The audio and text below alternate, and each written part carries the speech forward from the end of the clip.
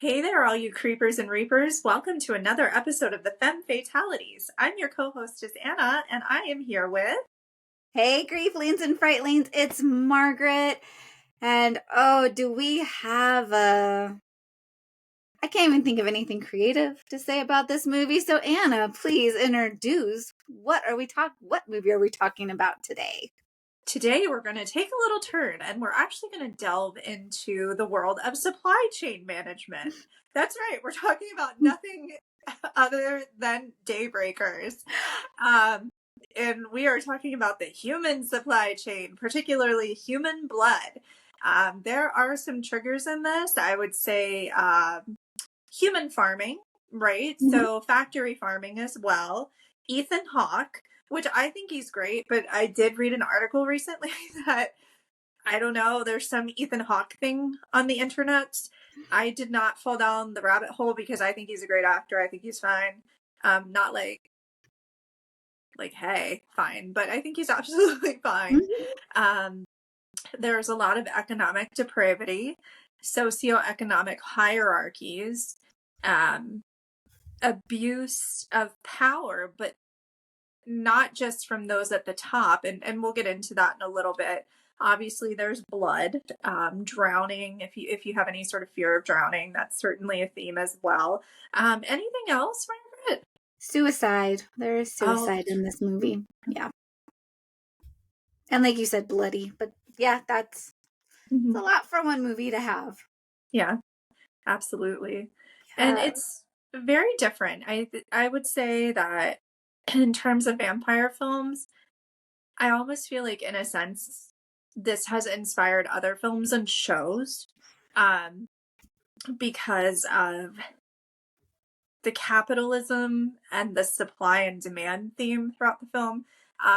So any of you guys who have been listening to us for quite some time, you know that I come from a strategic sourcing background. I do have some advanced business degrees in addition to my thanatology degree. So for me, I was picking out a lot of issues in relation to the supply chain, especially having worked in sourcing during COVID. Um, and just a lot of the challenges that existed from that.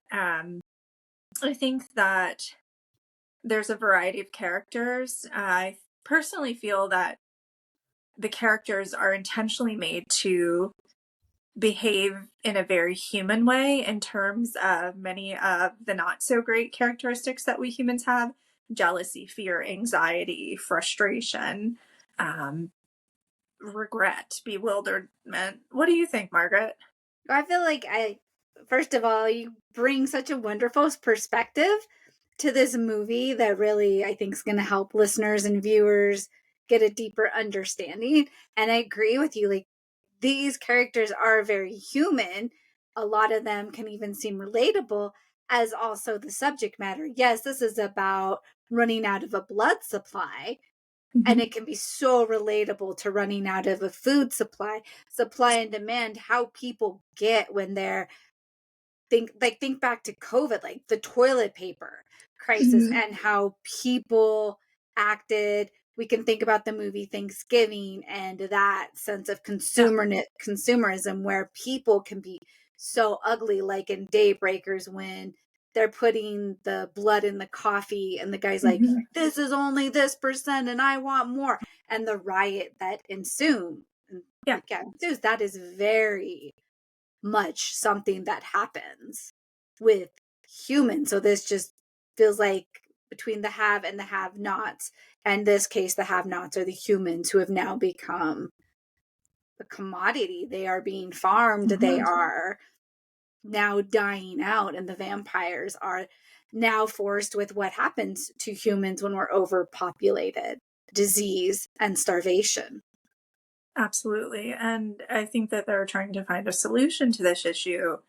And it's really almost too late, right? Because you've essentially mined um, your resources, to which you really don't have that many more.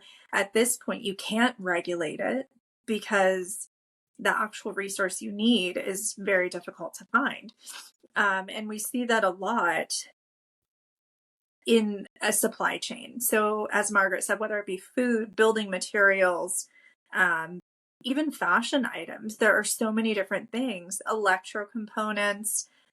You'd be amazed what goes into manufacturing the clicky button for your car. I mean, it is absolute wildness when you think about all of the components that go into that. And if one of them is missing or one of them has like an 8-month lead time, how that impacts everything within the supply chain, right? Because we're talking about jobs, we're talking about people's lifestyles, their sustainability, the product, client retention, all of these different things. So it has a huge, huge, huge trickle down effect. And we've talked about Stephen Haynes before in the iceberg model. The tip of the iceberg is the extended lead time for that part, for that clicky button. Everything else that you don't see, that is the huge part under the water, those are the lead-ins to what's going on. And then also you're going to have a whole other iceberg because of the repercussions of that delay. So with that, right, it takes 10 months to create a new human. So it's not like you can farm humans. That's totally inefficient. Mm-hmm. Keeping them in this kind of cryo freezer is also inefficient because they're not receiving what they need to be healthy humans. No sunlight, no exercise, probably not the correct nutrients. Equivocally, they are bleeding the human race dry, literally. And there's not really, I would assume there's not a voluntary opportunity. Like, what are you going to do if you're a human? I volunteer for you to drain me of my blood and then I just die. No, that doesn't make any Mm-hmm. sense at all. Yes. And you touch on like just like that supply, that demand, that like the crisis that the vampires are in, and then also the crisis of humans we can look at. And I was going to ask you this like, as like, so the vampires, we know something happened, and then it feels like humans had a choice. You could assimilate, so you could Mm-hmm. join the dominant culture, which we see throughout history, where a colonizing culture comes in, and then the people that are being colonized, they have to choose to assimilate or basically die. And we see this in the film where, as humans, you're either assimilating or Mm-hmm. you're going to die, or you become part of this underground group that is basically being Yeah. eradicated, that now the vampires are going to hunt and kill.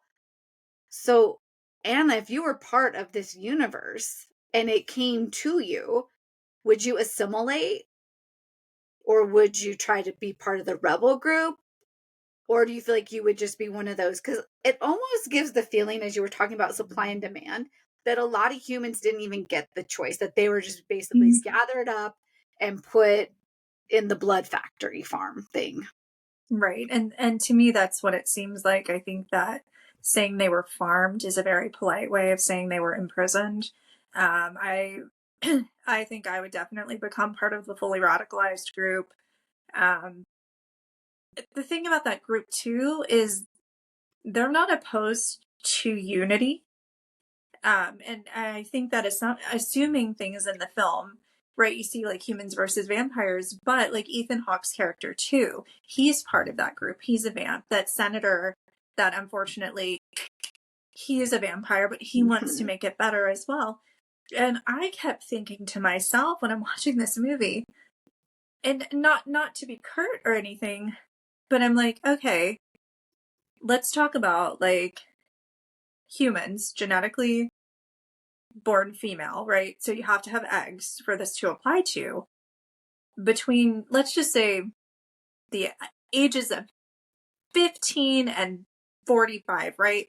Which we know that usually there's like an extra 5 to 12 years in that range, but let's just say 30 years, Yes. right? You have human women, if they're not pregnant, they're menstruating 7 days a month. So I'm thinking to myself, okay, well, there's sustainability right there. The vampire community could be offering all of these different women's programs to human women in exchange for that product, right?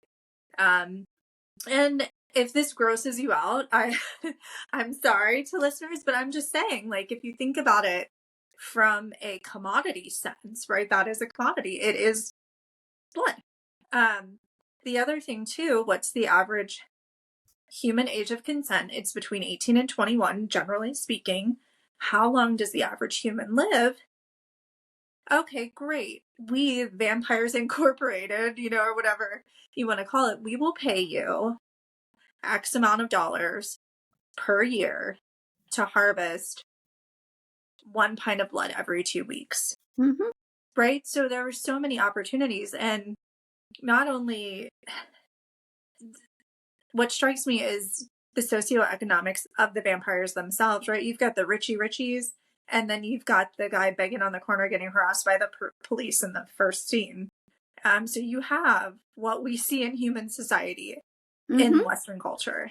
And I'm like, here you are, you're living forever. You have some sort of superpower, let's assume.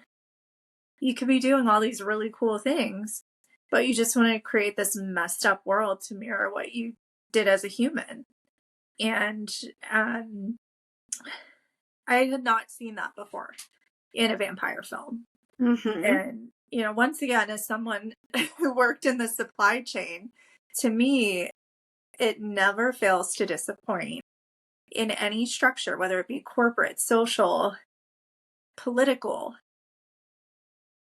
A solution can be found that seemingly everyone partially at least could be in agreement with. Mm-hmm. Yet those involved so much want to make it difficult when it doesn't have to be. And I think that this movie is the perfect illustration for that. Yes, that was that human and vampire, because they are essentially Mhm. humans, resistance to Yeah. change, not wanting to change, the fear Mm-hmm. of change. We could even look at Ethan Hawke's brother, who's the one that turned him, and his fear of change, his fear of grief. Yes. So, not wanting to lose his brother, not want to have that change, that grief, he turns Ethan Hawke, and then Ethan Hawke holds his anger Mm-hmm. towards his brother. Ethan Hawke is just, his character is pretty angry. He's angry at his boss, rightfully so. Mm-hmm. He's angry at his brother, rightfully so, because he doesn't feel like he has any choice in these systems that, Yeah. again, don't want to change. We could see that in the scene, right, where they learn how to correct, how to Yeah. make vampires human again. And Mm-hmm. even though the vampires are watching this happen, to right, there's that lobby scene, they are Yeah. still then like killing each Mm-hmm. other, even when they see, oh, wait, you're Mm-hmm. becoming human now. Let me not do that. Then it's like, well, this is how we always do it. So I guess I'll just still do it how it's always been done. Yeah. And I think part of that too was the lack of blood, like blood in the supply chain. They were hungry. Mm-hmm. And instead of orchestrating an effective plan, which had been like, here's a shot glass of blood for everyone to tide you over while we put you back to human form, which planning is a really big part of the supply chain too. But that could have helped. That could have solved it. I thought it was really interesting. Ethan Hawke's brother's character, um, he realizes, I don't want to say the error of his ways, but he starts to open himself up to a different way of thinking. And how often in life do we as individuals have a difficult time understanding someone else's situation until something similar happens to us? And I thought that was very illustrative of experience and how that can shift one's way of thinking. Yes, I agree. I feel like his character was one of the more likable characters in the film. And then you don't like him. He is just so indoctrinated in his community. And like you're saying, Mm-hmm.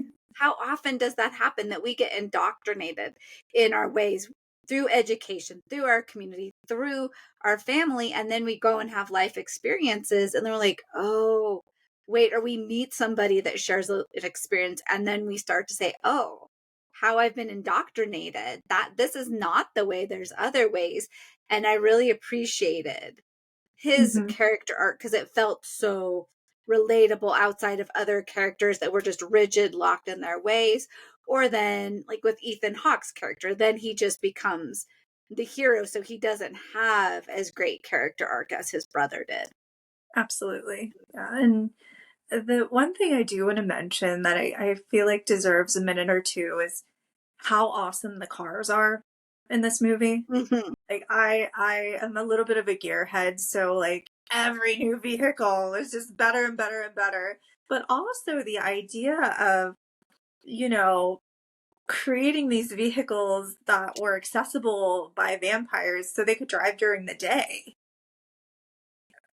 Once Yes. again, what a great form of industry. And the irony is that the person who owned one of the biggest businesses was a human, then he vamped out, and then he became human again.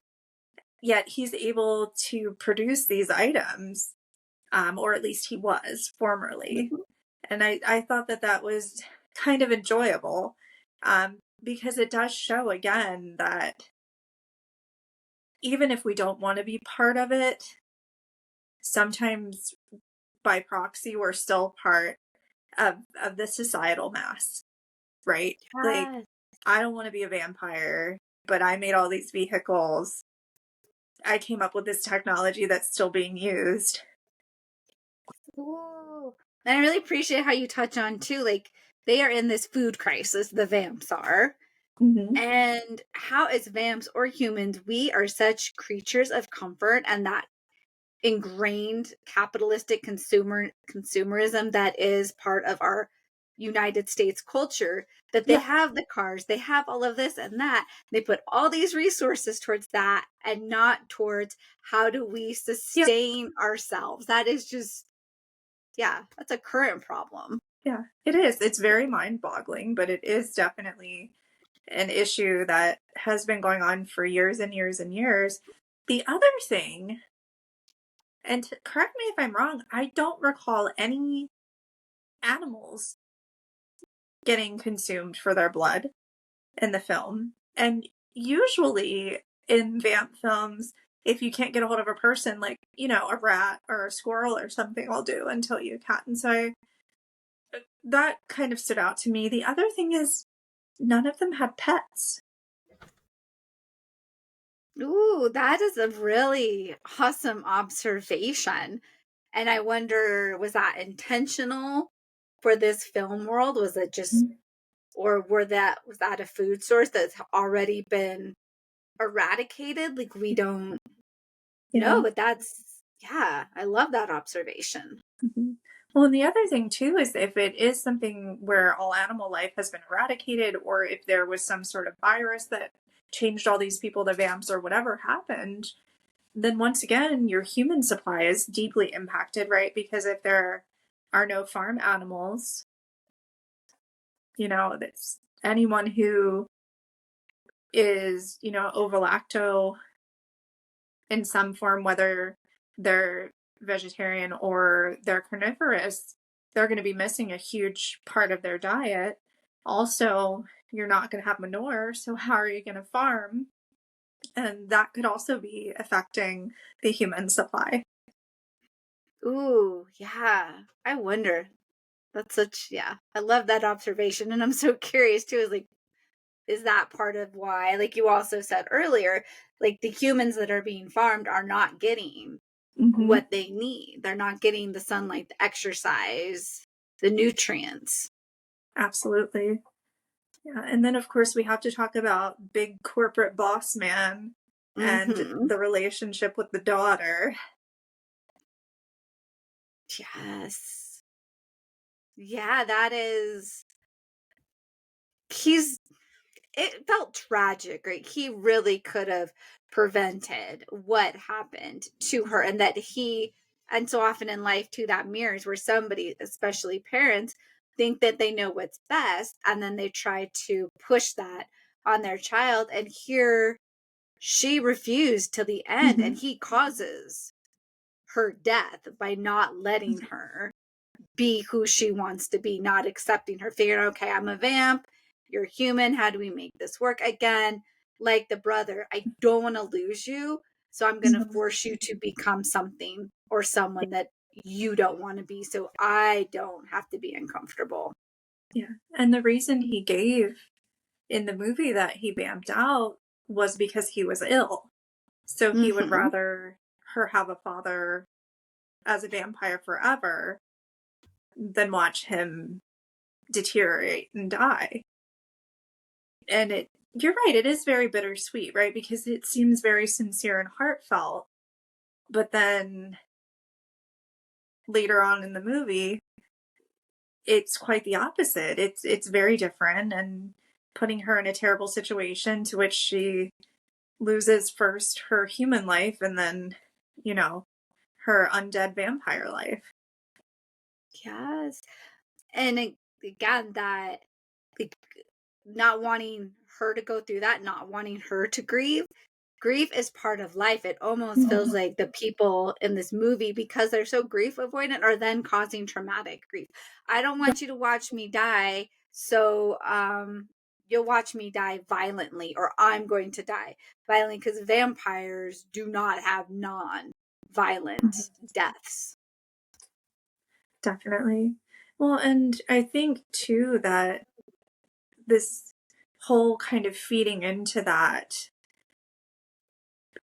doesn't identify, and I don't think it needs to in the film, but there is this character archetype that you don't want to see someone you love die, right? Or you don't want to see Mhm. them decline. But there are a lot of people out there, and Margaret and I know firsthand because we both are this type of person where when we've had a loved one that we have cared for and watched them decline, and at a point you accept this is what's happening and you try to make the rest of what they have and you have together the most positive experience possible, because you can't consistently have the anxiety and the grief related to the anticipation of the loss, right? You have to kind of figure out, okay, well, we have today, we have right now.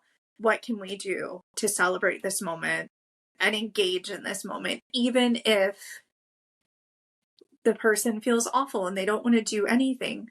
You're still with them. You are still bringing them some level of comfort and you're respecting what they want as well.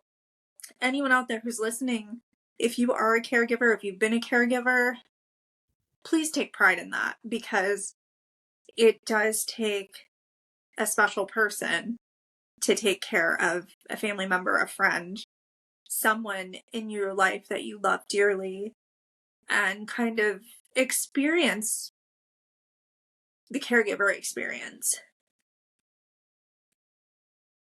Yes. And I appreciate you bringing that up and reflecting on how this is an experience. Life is full of experiences. Being a caregiver is an experience. And how do we have these moments in time, these experiences? Because if we become a vampire, we're just prolonging and maybe even taking away the opportunity to have these experiences. There are some vampire movies, right, where we see this very thoughtful, like, it's time to go, a movie we're going to talk about coming up. We see that where the person makes the decision that they don't want to be a vampire.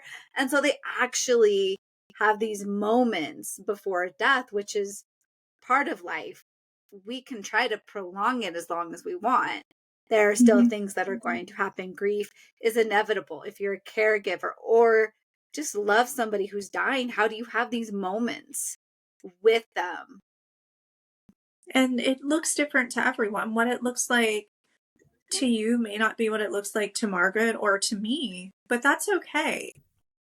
It's what it works best for you and your loved one and what's healthy for the both of you. And that's really what to keep in mind. Yes. Being gentle with your journey, not trying to force your journey on somebody or your Mhm. decision for their journey. We all have different journeys in life. Absolutely. And just remember that you are on this journey and there are supports available to you if you feel like you need someone to talk to or maybe you're just not having the best day or week or month or even year. There are supports and services out there. There are a lot of them with anonymity. There are a lot of local groups that also can help you in your journey as well. Yes. There's always, maybe not always, but there's usually support. Sometimes you just have to look a little deeper. So, Anna, who do you most relate to in Daybreakers? Well, I would say probably Ethan Hawke's character, um, really because of the concern and confidence related to finding another Mm-hmm. option. Um, I don't want to hurt anyone, but I also want to help sustain everyone. And I don't know, I kind of think it would be fun if you did find that alternative source, right? You can make all sorts of blood infused products. You could like make like blood mayonnaise, blood syrup, like all these kind of cool things. So then in your vampire life, you could also enjoy the treats that you enjoyed while you were human. And everyone would be happy, at least in like these rose colored lenses type of world. But I think really the wanting to have that betterment for everyone, I really identified a lot with that character trait. What about you? Ooh, that so fits you. I think probably the lady that's human and she's just trying to bring groups together and she's trying to also save what's left of humanity. Mm-hmm. Yeah. Yes. We're solution finders. we Yes. really are. It's so you. It's funny because I gave mine and you're like, that's so you. And then you said yours and I'm like, that's so Margaret. Like, but it's good. I think that um, it's good to have an outlook that's Yes. considerate of others. It's very helpful. Yes. Yeah. Um, Both of us just doing it in different ways. Absolutely. And that's what makes it so cool.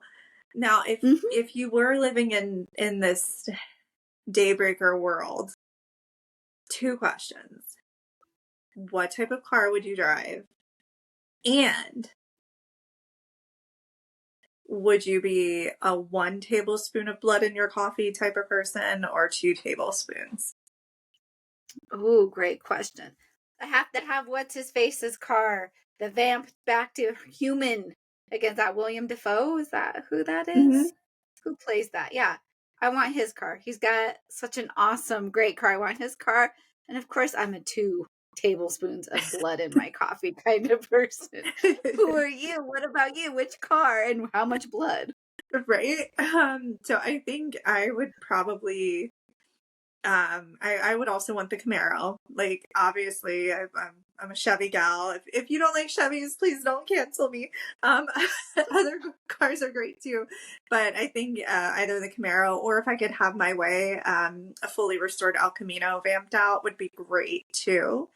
Um, I don't drink coffee, so hopefully they would have like a blood infused tea bag option. But whatever I was drinking, probably just one spoonful, as long as I can lick the spoon.